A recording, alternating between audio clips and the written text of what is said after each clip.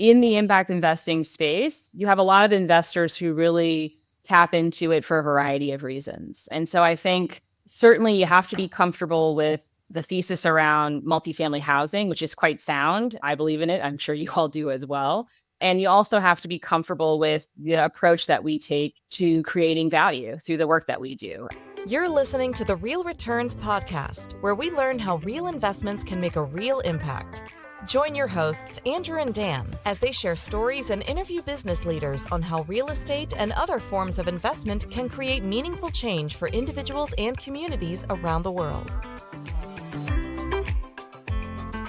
All right, welcome back to another episode of the Real Returns podcast. I am your host, Andrew Reichert. I've got my co-host, Dan the Man Croce, on the line. Dan, what's happening over there today? Oh, I tell you what, Andrew, spirits are high. It's Friday afternoon. This is actually our conversation with Alecia is the last thing on my calendar before I shut it down for the weekend. So getting excited. I got some big plans this weekend. Among them is actually attending your daughter's birthday party. So yeah, turning 8. Yeah, it's a big deal. Big deal. And I love birthday parties. And did you know what I learned recently about birthdays is that they are actually good for your health. I didn't know this. It's an interesting fact, but studies have shown that the more birthdays you have, the longer you live. So birthdays are good for your health. Boo. I was going to say, I feel like they're bad for my health. There's going to be 30 kids running around, and I think I'm losing years as I host these girls' birthday parties. I have 3 daughters, in case the listeners don't know. So, well, that was a bad joke, but fortunately, we've got a good guest. So why don't you introduce our guest? Yeah, I'm super excited to learn today from Alecia Hill. We've got Alecia, she's a vice president and portfolio manager at FCP, which is a national real estate investment firm. They have expertise in the workforce housing space, which is where we operate as well. So Alecia, welcome to the podcast. Glad to have you on today. Can you tell us a little bit more, just introduce yourself to the audience and tell us about what you do at FCP? Well, first off, thank you guys both for inviting me to join you today. And I'm sorry I don't have an invite to that birthday party. It sounds like it's going to be a good time. But yes, so as you mentioned, Daniel, I am at FCP as a vice president. I work on our impact investing initiatives across the firm, but really specifically focus on our work in the affordable and workforce housing space. So I'm focusing on a dedicated strategy that endeavors to really preserve affordability long-term for, families and households across the country. As you all are well aware, there's certainly a housing shortage here in the US, and certainly among those who are generally in that missing middle. So think below median income in terms of income. And so with that in mind, much of my time is spent on really working across the firm with my thoughtful colleagues on ways in which we can invest toward that mandate and goal, thinking about both the mission as it relates to preserving affordability. We'll talk a little bit more, I'm sure, about some of the work that we do in terms of trying to drive social impact at the properties that we own and operate. But then also, of course, we really are in service of our investors as well. So we believe in the asset class as a sound investment also, but have the benefit of being able to do well while doing good at the same time. I love that. I love the way you think of kind of the double bottom line and doing well while doing good. Can you talk a little bit more about how you define affordable? You said below median income. Do you think of percentage of AMI or, what markets, things like that? Yeah, absolutely. Well, as you know, Andrew, we have lots of different definitions that sort of float around the affordable housing sector. And so generally speaking, we really like to think about, the demographic that is higher income as a percent of AMI relative to what can be served through subsidized housing. So if you think about the low-income housing tax credit program or different programs like Section 8 that are generally designed to target folks that are below, call it 60 or 50% of area median income, a lot of our work focuses on that missing segment. So that 60% to call it 80% AMI. We invest in a diverse array of communities across the country. And in every case, there may be some that are mixed income. There may be some that skew more towards certain specific levels of AMI, but we really define affordability from an AMI perspective. We like to focus on, what we call essential housing, or really thinking about who are those folks that are in that low and moderate income demographic that from a HUD perspective, if I'm thinking about, the US Department of Housing and Urban Development, what skews towards 80% of AMI and below is very much a focus for us. And then certainly, where we can do mixed income assets as well, we look at that also. Oh, that's amazing. I don't think I've ever heard the term missing middle, but I totally get that paints a good picture for me where you have tons of public assistance that goes to that, like you said, 50, 60% below. Yeah. And there's these tax credits and lots of capital going to that. And then you have a lot of capital going to, brand new Class A, Exactly. obviously a lot of private capital goes there. So there is this little, middle section that's missing. And I love the term essential housing as well. What are some of the things you're doing in that space? How do you have impact there? Yeah. Yeah. So I think it's worth, sharing that FCP as an organization, we've been in the multifamily industry for over 25 years. And the firm's start really was focused on sort of the Class B, Class C apartment communities that historically really needed that institutional level of care in terms of bringing institutional operations and efficiency, thinking about how to improve assets that had been underinvested and undermanaged. And so what we really learned over that time is that to really support the communities in which these properties are located, to support the residents at these properties, that inherently, you have to think about the entire asset, from the people to the physical asset to the broader community overall. So I would say our legacy is certainly one in which workforce housing has always been a focus, where we just have happened to generally own and operate assets that are generally serving folks that are 80% of AMI and below. But really, today we wanted to take that a step forward and think about a dedicated strategy. So we have our main strategy, which also focuses on moderate income and also focuses on workforce, but really focuses more from a repositioning perspective. Whereas as it relates to our preservation strategy, it affords us the ability to think about how can we hold assets longer term?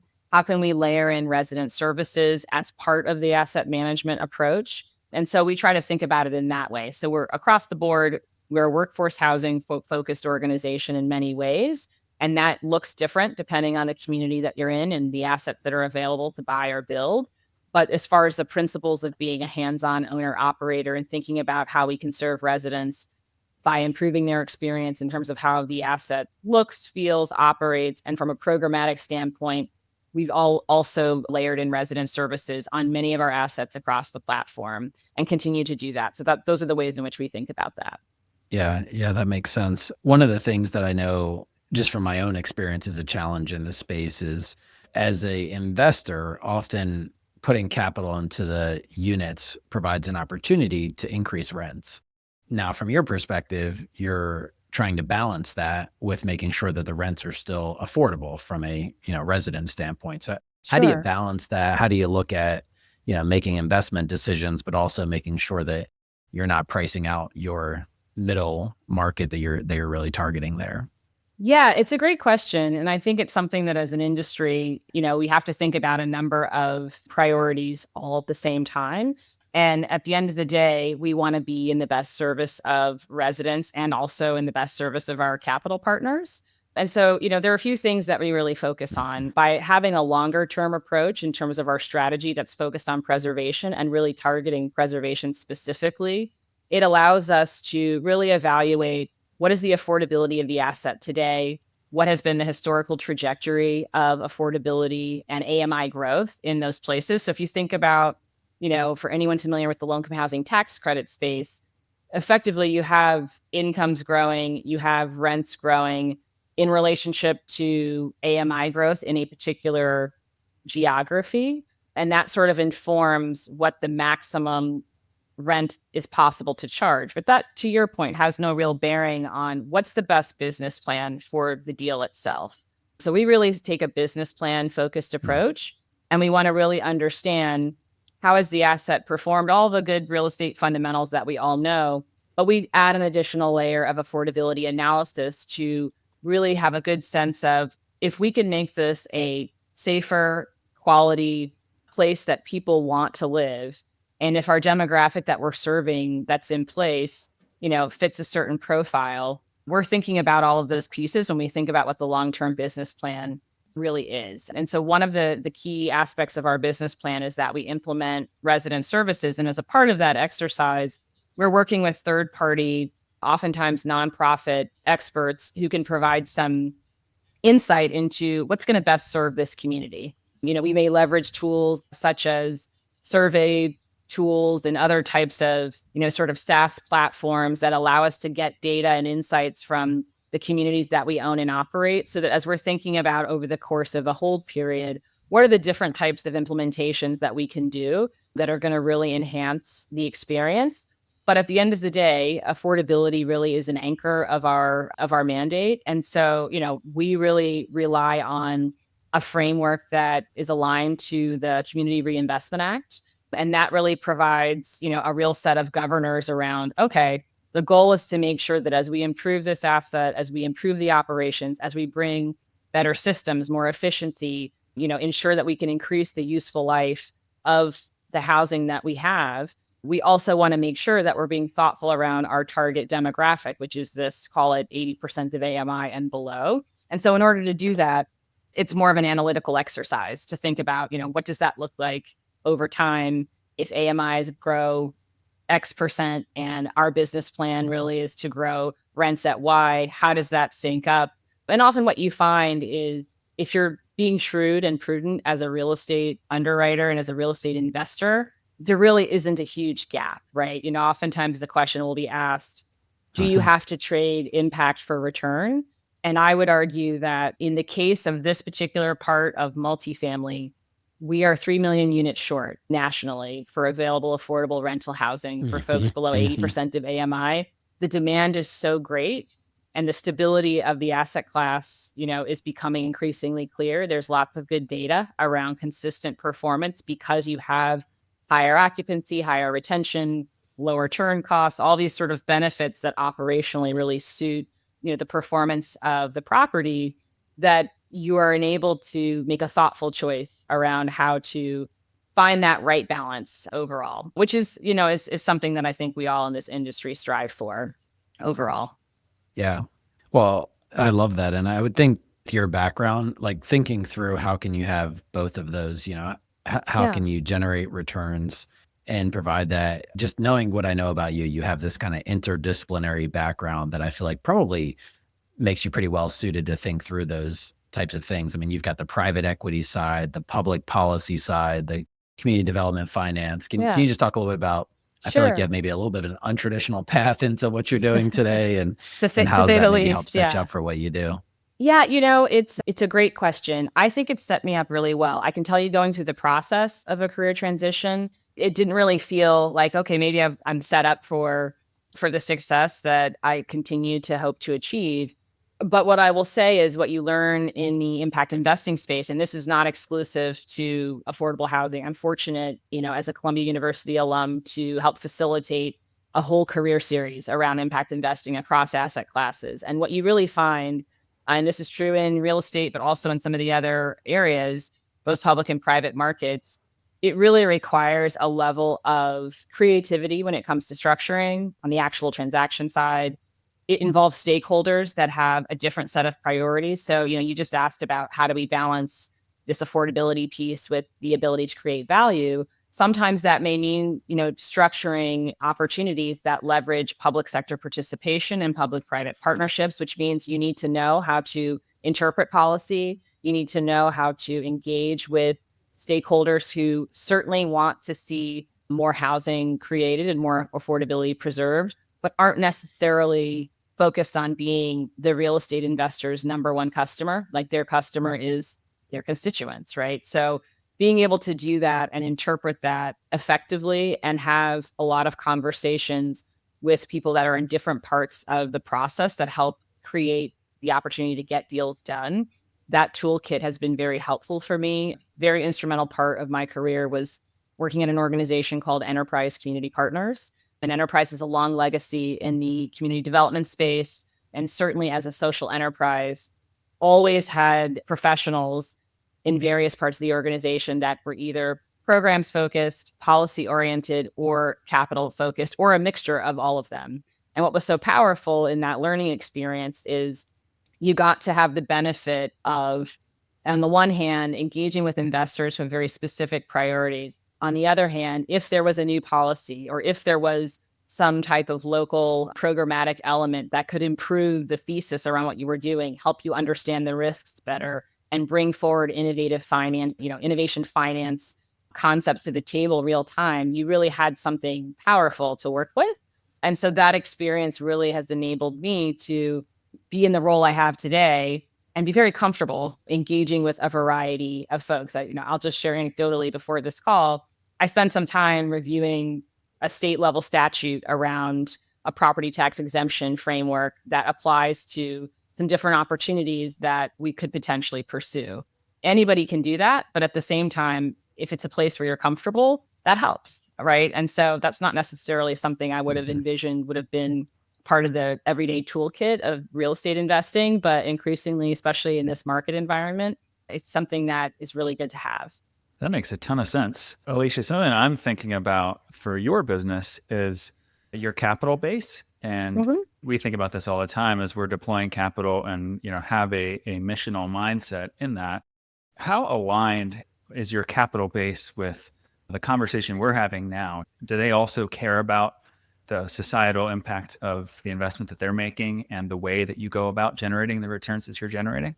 Yeah, so I think, as you all know, in the impact investing space, you have a lot of investors who really tap into it for a variety of reasons. And so I think certainly you have to be comfortable with the thesis around multifamily housing, which is quite sound. I believe in it. I'm sure you all do as well. And you also have to be comfortable with the approach that we take to creating value through the work that we do. And what we find is that it really does resonate with a diverse set of capital partners. You've got, and this is just, I've seen this throughout my career across the board. You may have this universe of potential investors who are very focused on impact investing. They're coming from a mission first perspective. They may have a very specific dedicated source of funds for that work. So there's those folks in our ecosystem. You might also have some that have regulatory needs and are really tapping into it from that perspective. And then in some cases, you have investors that are really leaning into the fundamentals of the supply demand imbalance and the stable, consistent performance that really comes from focusing on multifamily investing that targets the most underserved demographic.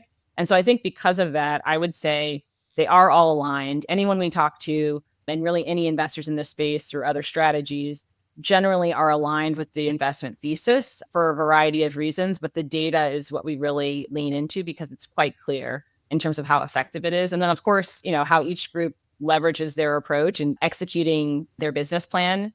Everybody's got kind of their own spin on how they do that. But I do think overall, I think the alignment has to be there because there's, just a very thoughtful approach that we like to take that our peers take. So that really helps us identify, who can we provide this opportunity for as an investor. And then as it relates to our residents, we want to make sure that we're offering them the best experience that we can. So I think that alignment is just sort of inherent in doing, a successful job at that across the board.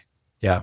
Really helpful, Alecia. In terms of the capital base, just a follow-on question, do they tend to be institutions, endowments, foundations? Do you have just like a mix of investors? And if so, do they have mandates around like this type of investment, like CRA, or is it more you're kind of pitching them on why the double bottom line is possible and actually helpful?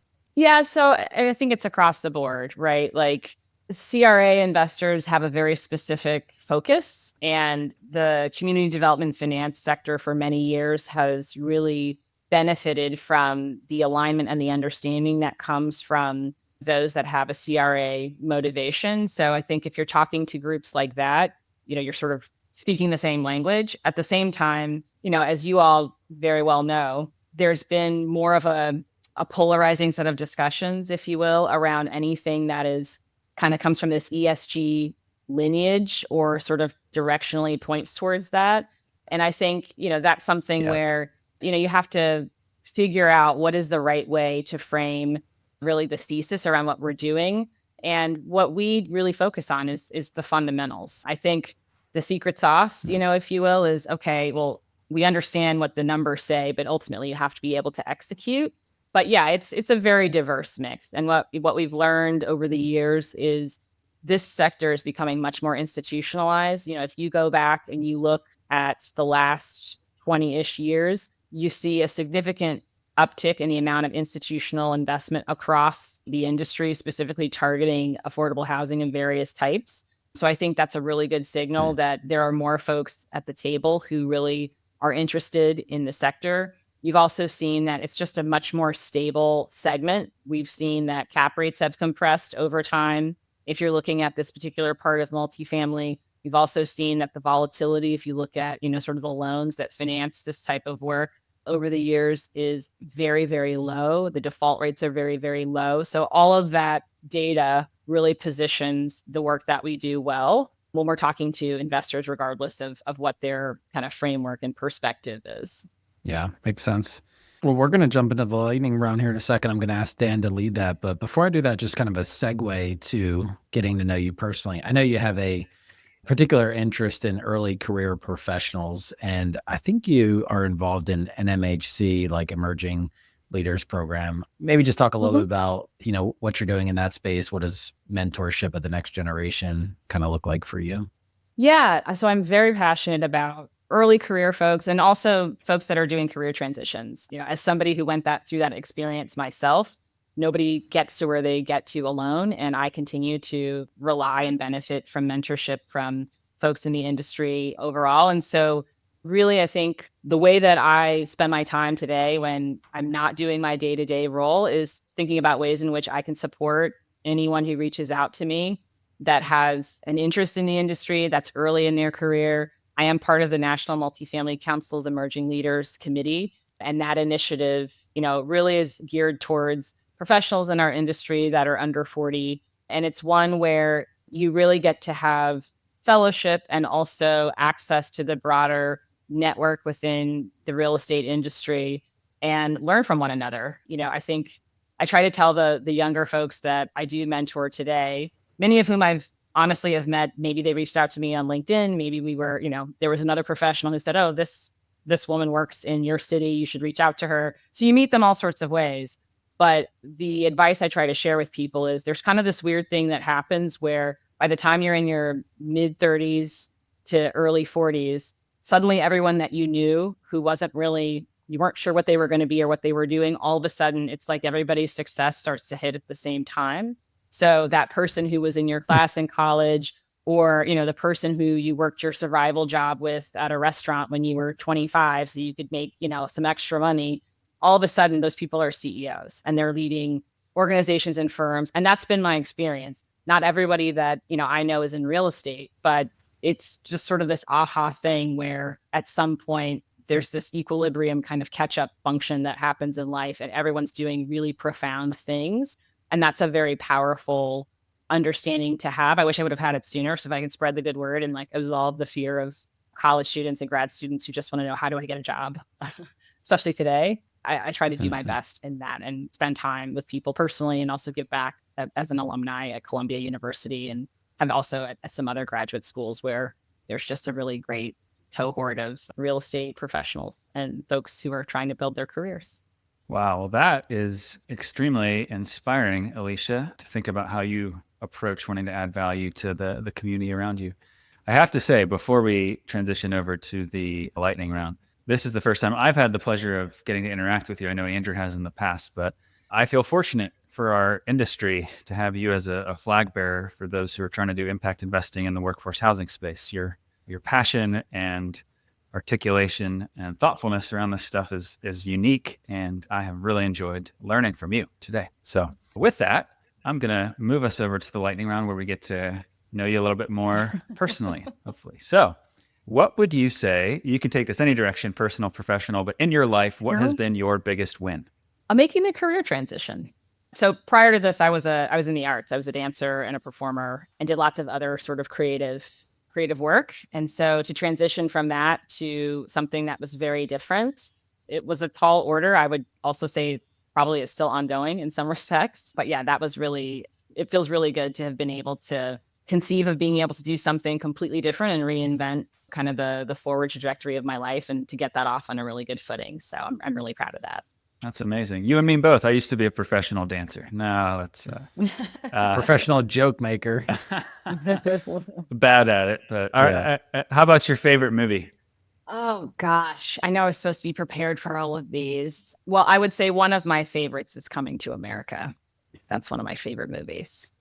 I can't tell from your faces if you guys have seen it or not, hopefully. Favorite food would... I actually haven't. So. Really? Oh, okay. Well, you can add it to your list. You would like it, Dan. Yeah, you would love it, Dan. It's Dan's kind of movie for sure. Well, that one, and also similar family, but Trading Places also is pretty good as well. But yeah, favorite food would have to be, I love Mexican food and of various types, but I'm a huge fan of mole. So however it comes through the variety of those authentic dishes are my favorite. I love that. What for you is a current growth edge? I feel like we've heard a ton of areas in where you're growing leaps and bounds, but what's a way, either personal or professional, where you're hoping to improve yourself these days? Yeah, so I love to learn, and there's a lot that's out there to learn. That being said, I am trying to really spend as much time as I can exploring new hobbies so that, it's not all just about work, but also thinking about how to find balance, particularly as you grow in your career. So maybe sort of a strange answer, but I would say really trying to lean into non-real estate based sort of passion projects. So some of that involves traveling more and, really trying to understand impact investing that's not real estate specific. So I've done some explorations just personally in like natural capital and some of the other kind of more niche areas. And then I think also just generally as a professional on the real estate side, I'm very energized by the global real estate universe. And as a US multifamily specialist, I don't spend a lot of time there. So I've been increasingly building my own network and also spending time learning from folks who do very niche types of work outside of the US and also learning about affordable housing outside of the US as well. Something told me you were going to have a ton of things that you're learning. It sounds like you do, but I love that. What is some A+ content that you're taking in these days, whether it's books or podcasts or whatever you intake to improve? A+ content. So this is very nerdy, but I'll say it anyway. So there is a wonderful book that focuses on sort of a reimagining of modern portfolio theory, but with sustainability in mind. And so I've been very interested. I've spent time with the authors, but also have been very interested in kind of delving into more of this kind of theoretical content. So it's not an explicit sort of podcast or an explicit periodical every day, but really trying to dig into some of the more academic framings of the works that we're all doing collectively to think about it that way. So that's where I've been spending time to really try to have some deep thinking in a way. But I don't have like I do love Jay Parsons' podcast, so that keeps me abreast of what's going on. Yeah, he's one of the best ones, so that's awesome. The rent roll lastly, is a good one. how can he's super thoughtful and analytical. How can our listeners connect with you if they want to learn more from you or just follow your story? Yeah, so LinkedIn is a great way to reach out to me. I'm very active on there and really get lots of information and really like to connect and expand, my network through that platform. So anyone should feel free to reach out to me there. Awesome. Well, Alecia, thank you so much for being on the podcast. I would just echo what Dan said. Honored to know you, grateful for what you're doing in the industry, and just really enjoyed our conversation today. So thank you for joining. Thank you to our listeners for listening in to another episode of the Real Returns podcast, and we will catch you all next time. Thank you guys for having me. Thank you for joining us for this episode of the Real Returns podcast. We hope that you learned something new about how you can invest to make a lasting impact on those around you. Please be sure to subscribe to our show wherever you listen to your podcasts, leave us a review, and share about us on social media. We hope you will join us for our next episode, where we will be continuing the conversation around impactful real estate investing.